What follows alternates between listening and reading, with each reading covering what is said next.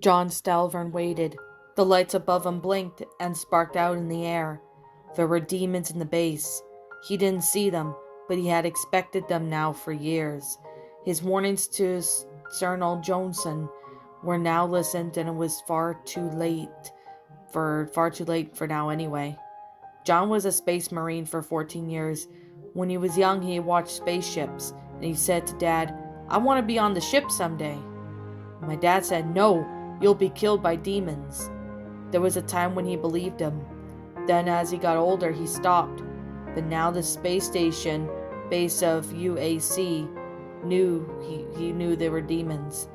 "This is Josen," the radio crackered. "You must fight the demons." So John got a hold of his plasma rifle and blew up the wall. "He's going to kill us," said the demon. "I will shoot at him," said the cyber demon, and he fired all of his rocket missiles. John plasmaed at him and tried to blow him up. But then the ceiling fell and they were trapped, not able to be killed. "No, I must kill the demons," he shouted. The radio said, "No, John, you are the demons." Then John was a zombie. One day I was watching a science channel, browsing R9K, and playing some old NES ROMs that I have a TV next to my computer monitor, so I could do all of this shit at the same time. It was about 3 a.m. and I was really tired. Already brushed my teeth and washed my face. I was about to get ready to go to bed.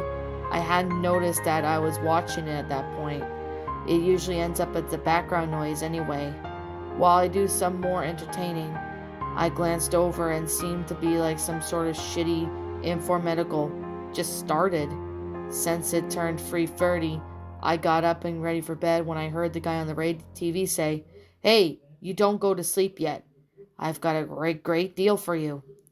I turned and looked back at the TV and laughed to myself. How does he know I'm going to bed? He looked rather stressed out, as if he was forcing a smile. I noticed that I couldn't see his hands, and he wasn't raising them up there just to talk to me, like how normal people do. He actually seemed to be keeping them behind his chair, and the teeth were dark yellow-brown color. They had been soaking in soda from that Mythbusters experiment. His teeth were dropped and his cheeks looked they were plastered on. He must have been in his late 70s. He was well dressed for a man, I must admit. The pinstripe suit was garnished by a red rose attached to his jacket suit. A white shirt and a black finished the whole ordeal.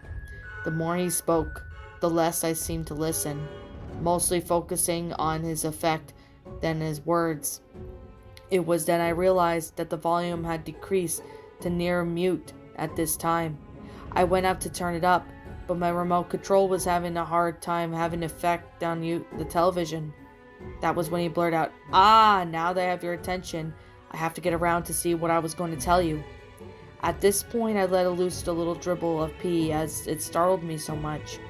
I just stared intentionally at the man's sunken eyes, whose pupils seemed to dominate most of the eye, including the whites. He then began his speech once again, leaving a long pause as he slowly revealed his rotten teeth once again. "Now then, as you may or may not have realized, this isn't exactly cable television anymore. No, far from it. This meant especially for you." At this point, my stomach was in its toes. I was having trouble breathing, for some people referred to as shock. There would be another word to describe the intensity of fear that I felt. "I have been watching you for a while now, as you may or may not have noticed," he spoke. "There were times where I thought you weren't ready.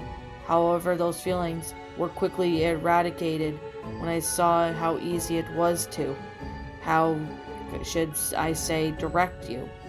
As he said this, pictures of compelling daily chores came across the screen. They started out believable enough. Me outside hanging laundry, me cleaning the pool, me going through the window cooking dinner, and me letting my girlfriend in on the front door. As they progressed, they became realistic, and more as if this man was using a note clip to get through my walls. Pictures of me in the shower, pictures of me sleeping, pictures, pictures, pictures. They didn't seem to stop, as his raspy voice kept repeating, "Direct to you," over and over again. The pictures became more grim. Pictures of me inviting neighbors to my house, pictures of them tied up, pictures of them mutilated, decapitated, limbs rendered in separate pieces. At this point, I was numb. I couldn't move. I remember now. Do you remember your directions? You were supposed to bury them. You were supposed to get rid of them. But what did you do? You simply let them in here. They hadn't moved since you've seen them last.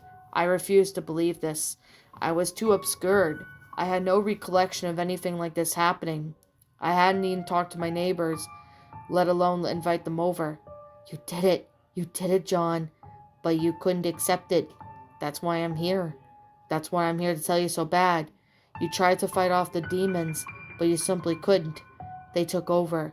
I have no idea what to think. I started to shout, as if the man on the TV could hear me. No, I must kill the demons, I shouted. The TV then said, No, John, you are the demons. And then I was a zombie.